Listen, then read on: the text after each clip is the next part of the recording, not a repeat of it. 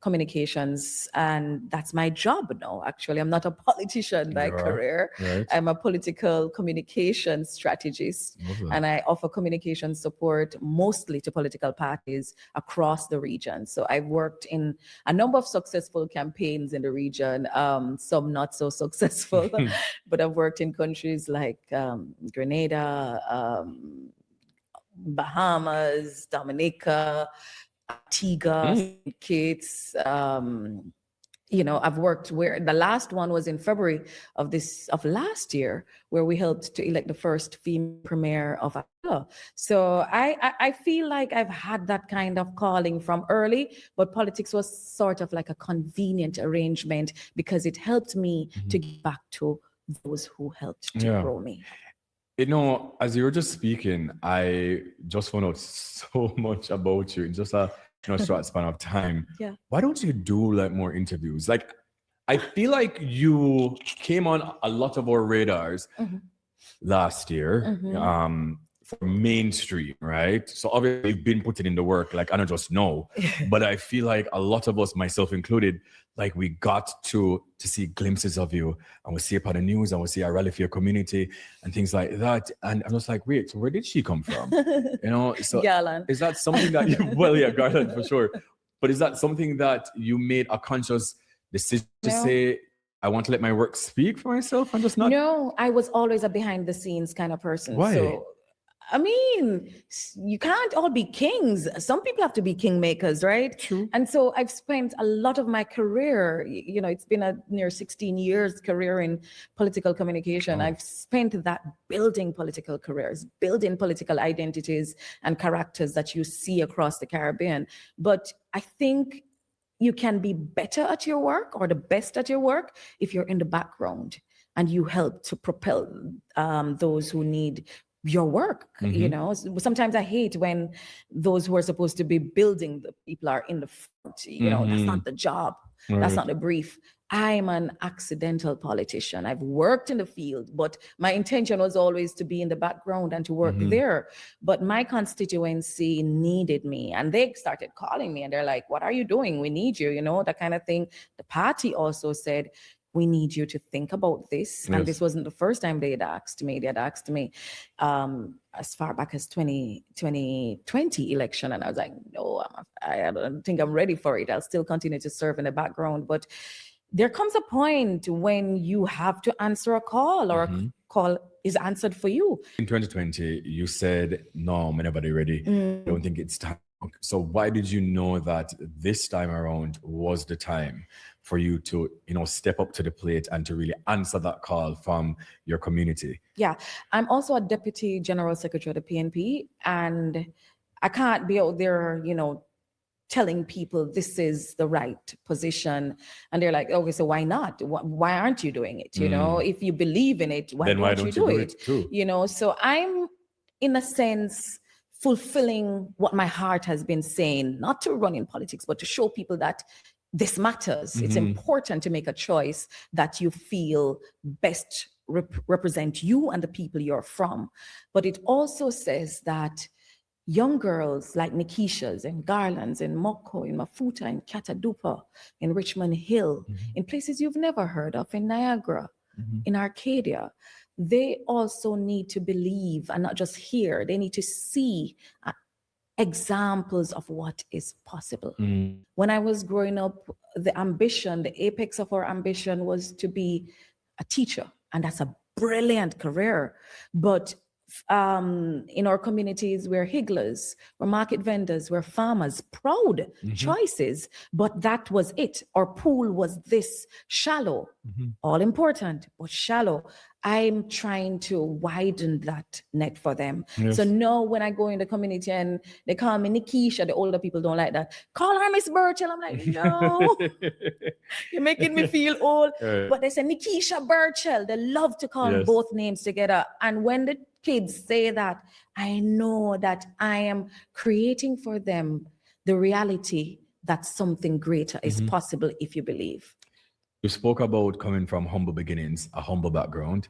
What did that teach you as it relates to what did you learn or carry to Nickiesha today, the MP?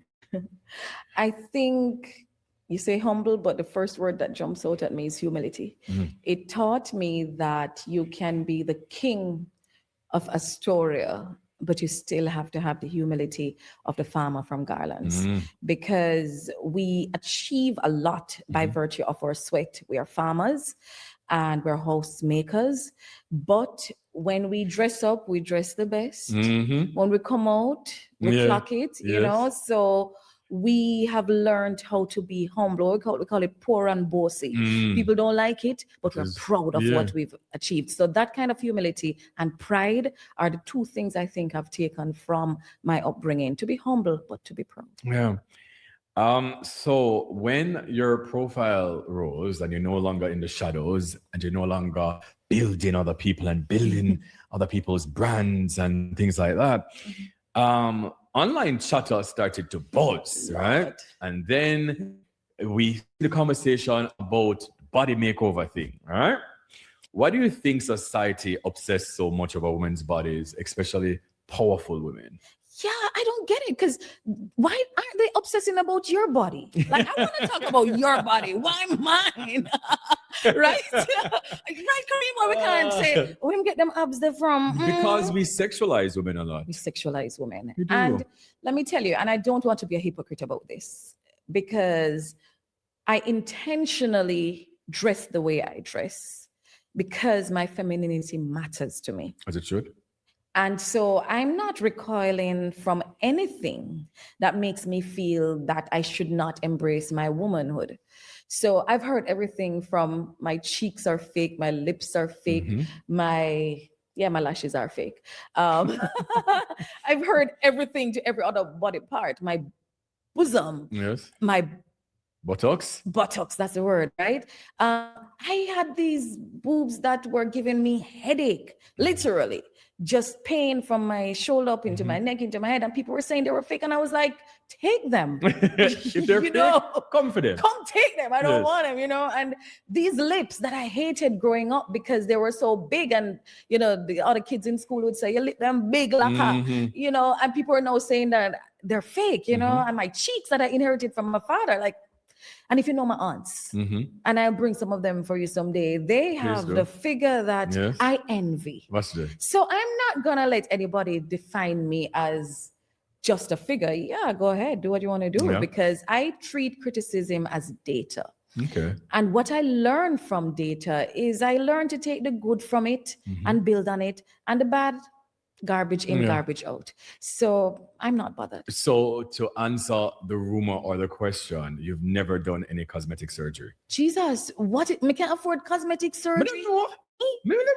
And let me ask you this. When the men come up here, you ask them if they do cosmetic surgery? I don't really look on them body, you know. You don't look on them? Really, and I mean, so you not look on me?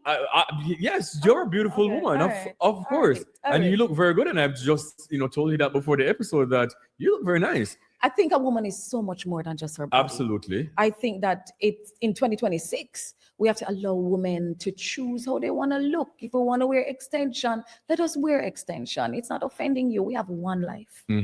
All of us were blessed with one life. And if I'm going to allow someone to determine how I live this one life, I would not be fulfilling what God gave me, you know, the talent, what he said. I give you 1 talent or 10, I'm going to take care of my 1 talent.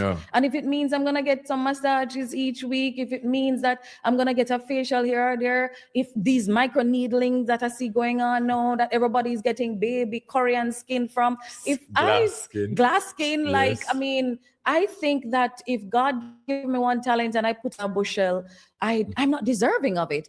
I need to take care of what God has given me, and I will do it safely, and I will do it with my money. Okay. Got it. Clock it. Let me ask you though, do you think that your image also heightens you know, people actually being interested first? Because the first thing we see is your image on social media, and then we start doing research, and then we say, but she's a smart woman, like she makes sense, and she loves her community, and she fight hard for them. So do you think that also aids in, you know, people actually will see you first and then finding out that you actually make sense in their life? It matters. Image matters.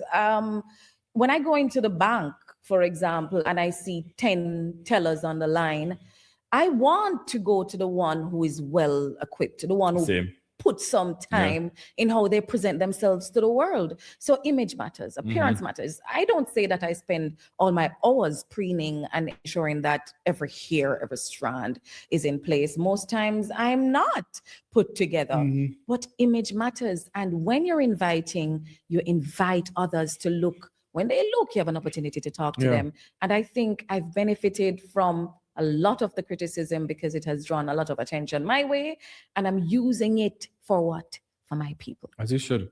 You made mention of why we don't do the same thing to men. Do you feel like, particularly in politics, women are being punished for being attractive in ways men never are? Oh, absolutely. And you know what hurts sometimes is that most times it's other women, of course, who poke fun at you and try to diminish you as if they could. But no, men are definitely not held to the same standard as women in this industry. I mean, politics is a very male-dominated sport.